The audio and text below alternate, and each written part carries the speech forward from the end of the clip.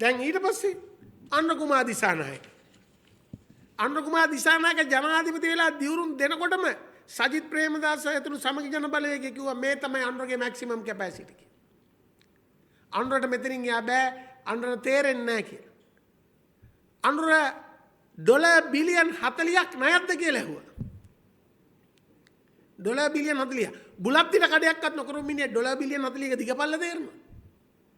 Dollar billion 40ක් අම්බු කරන රටකට කොච්චර ඕනද කියලා තේරෙනවා ලංකාවට. ඒ විතරක් නෙමෙයි. දැන් අනුර කුමාර දිට්ටා කුණාටු ආවම හැසිරෙච්ච විදිය.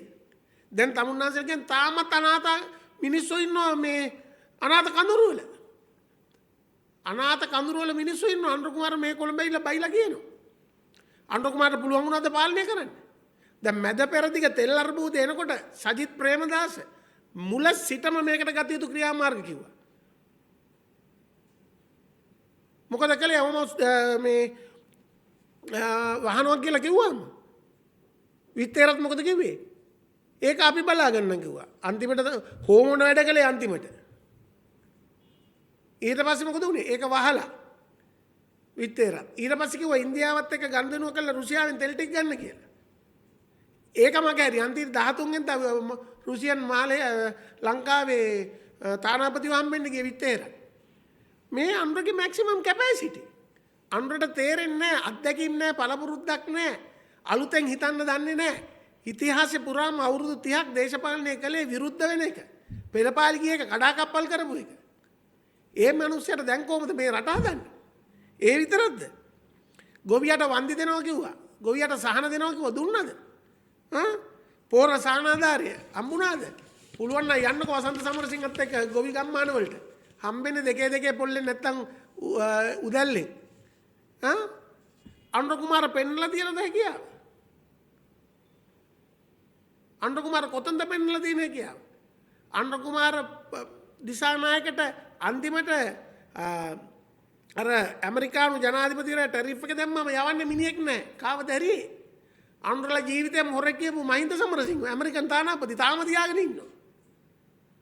අනුරට තානාපති ඇමරිකාවේ තානාධිපති කරන්නේ අනුරට මිනිහෙක් නැහැ. හැබැයි ආවේ කෝලි කුට්ටු ගෙඩිය ලෙල්ල ගණකම් කරන්න විද්‍යාඥයෝ වර්ගෙ. අපිට ආවේ පොහොර මාස 3න් දෙන්න විද්‍යාඥයෝ ගෙනල්ලා. අපිට ආවේ කැන්සර් රෝගේ නිට්ටාවට හොඳ කරන්න. බැලුවම අනුරගේ රෝගේ එකක්වත් හොඳ වෙලා නැහැ. ඒ නිසා තමුන්නාන්සලා අවබෝධ කරගන්න අපි දැන් දීප ව්‍යාප්ත රටේ ජනතාව දැනුවත් කරන මේ රටේ පුරවැසියන් නිවැරදි මාර්ගයට ගේන වැඩපිළිවෙල ආරම්භ කරලා තියෙනවා. අපි බොරැල්ලෙන් පටන් ගත්තා. අපි අවිස්සාවේල්ලට ගියා. ඊට පස්සේ අපි ගම්පහට ගියා. අපි රට පුරා යනවා. මොකද්ද? පචමදිවට හොරු අනුරට බෑ. ඒ කියන්නේ ගෝටටු. මම මුලින්දම කිව්වනේ මේ ගෝටටු කියලා.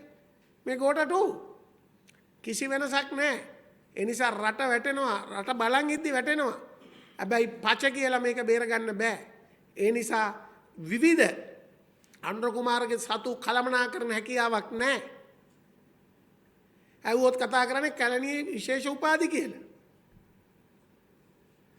ගිහිලා බලන්න රණසිංහ ප්‍රේමදාසට තිබ්බ උපාධි මොනවද කියලා. බලන්න රණසිංහ ප්‍රේමදාස චරිතය දිහා. එදා ක්වේට් යුද්ධෙ තීද්දි ජනතා විමුක්ති පෙරමුණ දකුණු ගිනි තියද්දි ප්‍රභාකරන් උතුර ගිනි තියද්දි රටක් නිසි කළමනාකරණය කරලා කොහොමද නව ආදායම් උත්පාදනය කරගෙන රටක් ඉස්සරහට අරන් ගියේ කියලා. අපහාස කර නින්දා කර ඉන්න නෙමෙයි තියෙන්නේ. අනුර කුමාරට ගිහිල්ලා ප්‍රේමදාස චරිතාපදානිය කියවන්න. ගිහිල්ලා ජයර්ජයවර්ධන චරිතාපදානිය කියවලා ඉගෙන ගන්න. ඒ නිසා මේ ආණ්ඩුව ෆේල්. අනුරට බෑ. අනුර නෙමෙයි අනුරත් එක්ක ගෑවිච්ච එක්කෙනෙක්ටවත් බෑ. ඒ නිසා මේ ඇවිල්ලා පච විදලා බලය ගත්ත කණ්ඩායමක් දැන් ප්‍රසිද්ධිය හොරකම් කරනවා. හොරකම් කරන ගම රටේ ජනතාවට තේරෙනවා අනුරගේ මේ මැක්සිමම් කැපැසිටි අනුරට පරිපාලන දැනුමක් හැකියාවක් අත්දැකීමක් නැහැ කියලා. මෙන්න මේ தත්ත්වයේ තුල අද ජනතාව ඊතා විශාල අසිරුදායකට ලක් වෙලා ඉන්න අපි නැවතත් කියනවා මේ වංචා දූෂණ සියල්ල සිදු වෙන්නේ විධායකේ පූර්ණ කැමැත්ත මතද කියන එක ප්‍රශ්නේ තියෙනවා.